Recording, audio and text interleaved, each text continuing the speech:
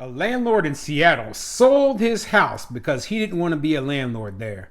And in New Jersey, a landlord sold his multifamily portfolio because he was torn apart by the pandemic restrictions. I'm Tony, and this is Real Estate Investing and Landlord News.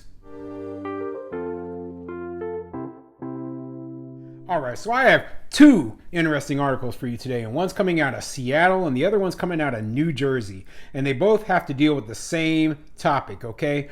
Too many rules, regulations, restrictions, and then too much suffering due to the eviction moratorium has caused landlords to want to sell their properties and get completely out of the real estate rental property business, okay?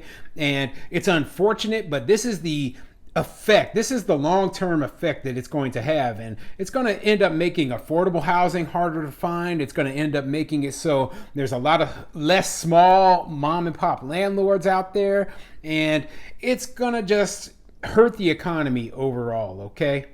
But before I get into the two articles, go ahead, hit the like and subscribe button. Maybe leave a comment down below and let me know if you had to deal with the kind of regulations that are up in places like Seattle and New Jersey. Would you just sell and get completely out of the rental property business? Would you just give up being a landlord?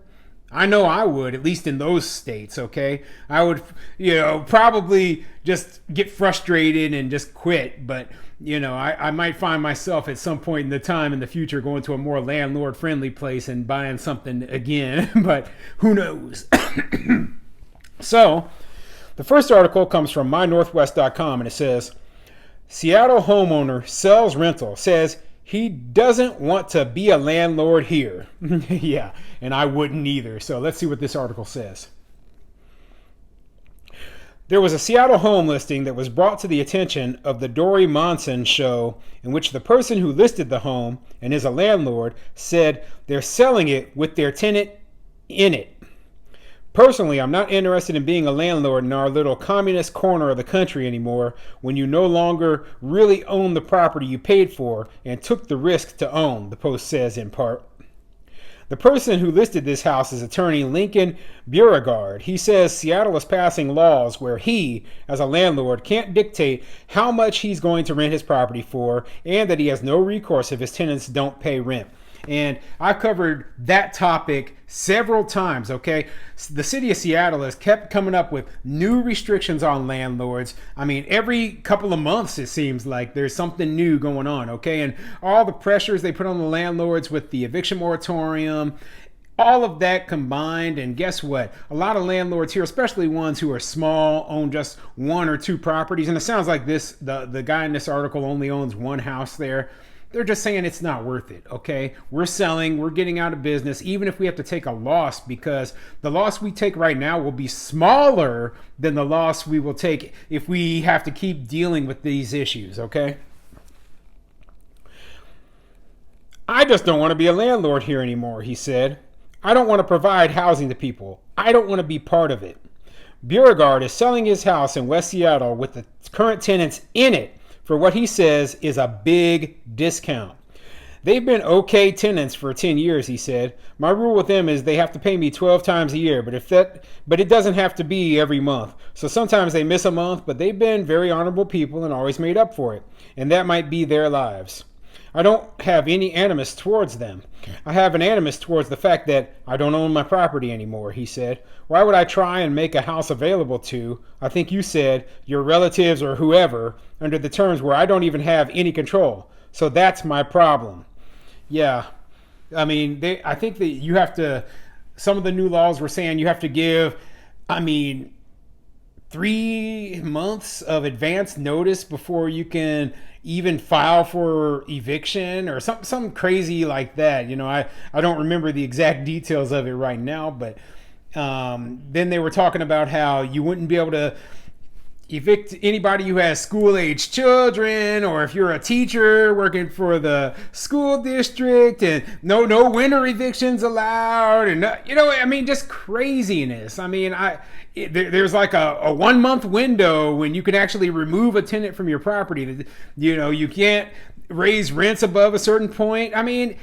after a while, it just becomes so complicated trying to keep up with all these rules and all these regulations and having no control whatsoever that it's almost as though your tenant is the real owner of the property and you're just some guy who sits there and has to make all the repairs for them. I mean, that's basically what Seattle has done to a lot of landlords, okay? What is pushing Beauregard to leave even more so than the eviction moratoriums are local laws, including one that doesn't allow landlords to raise the rent without a month's in advance warning. And I know there's regulations that I think I have to help people move, and I can't choose who is going to live in my own house, he said. So why in the world would I want to have invested money in a house that I can't control when I can take it and put it in the stock market and do better? And I think what he's talking about there, where he has to help people move, like if I can't remember what the exact stipulation was, but if he raises rent over a certain amount, then you have to actually, pay them thousands of dollars to help them move. And then when he's talking about he can't choose who lives in his house anymore, I mean, I believe that they have some kind of thing like first in line, like, well, the first person who applies and qualifies, you have to accept. You can't actually go and screen tenants and choose the best one for your property anymore. That's no longer up to you as a landlord. So he's saying this stuff, but it's all 100% true, okay? They put in so many different regulations in Seattle that it isn't worth it, okay? It's crazy how much stuff is going on there. So, yeah, interesting article there, but I really do feel for this guy, and even if he took a loss, it's probably worth it to him to just get out right now before he has to deal with tenants who decide they don't want to pay and then realizes that he has to just eat losses indefinitely. So the second article I have today, it's coming out of New Jersey, right? And it's basically a story of a landlord who really, really suffered bad through the pandemic and is now selling off their property. So it's coming from therealdeal.com, and it says, pandemic-stricken New Jersey landlord sells off multifamily assets. And let's see what it says. 5 multifamily properties in Kearny, New Jersey changed hands for $10.9 million. The second sale for the town this week, and evidence that suburban demand remains robust. Property records show the seller was Leonard Rosenberg, a Hudson County owner for the past 40 years, whose business was upended by COVID-19, NorthJersey.com reported. The Kislak Company, which brokered the deal, or the sale, said the buyer was also New Jersey-based with a multifamily portfolio concentrated in North Jersey. A spokesperson declined to name the firm. And let's see if there's any more details in this guy's story, because I'm kind of interested. So there's a link to this other article here. I don't see anything specific about... Okay, here we go. It says... Leonard Rosenberg, 67, spent up to 3 hours filling out a grant application for 3 tenants who owed him rent after he received a postcard in the mail from New Jersey with information on the program. Rosenberg, who lives in Livingston, has been a landlord of homes across Hudson County, mostly in Kearny, for 40 years. He dug into his savings, let 2 employees go, and took on more maintenance work to make up for the missed rent payments. He left for a trip and didn't check his mail for a few days. He came home to a series of emails that he said were unclear, which gave him little time to respond. He couldn't reach a person to tell him what they needed. The emails I clicked said expired. I call a number and it says the program is closed, Rosenberg said. I felt disenfranchised, like this was a big government at its worst.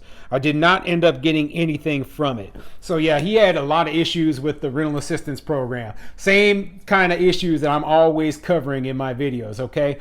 It's too bureaucratic. It's too much of a mess. This guy's jumping through hoops, and he owns, just a lot of properties. He has lots of units. He has lots of tenants, and he doesn't have the time to be jumping through these hoops trying to get rental assistance. So, it sounds like he just didn't make it. His business folded and collapsed. He had to let his employees go because he was suffering such big losses, and that's absolutely awful. So, going back to the first article, or the article that was going over the story in general, it says, as his tenants fell behind on rent throughout 2020, Rosenberg resorted to layoffs, pulled from his savings, and picked up side work to stay afloat, according to NorthJersey.com. Rosenberg could not be reached for comment. So, yeah, sad story, but this is what happens when eviction moratoriums are put in place, okay? And believe me when I say that the new owners, they're not going to work with these tenants. They're going to try to get them out of there as quickly as possible. They're going to, raise rents up to market levels. This is the end of affordable housing. A lot of people are still going to lose their homes, and a lot of landlords, they're just left in financial ruin after all of this has ended.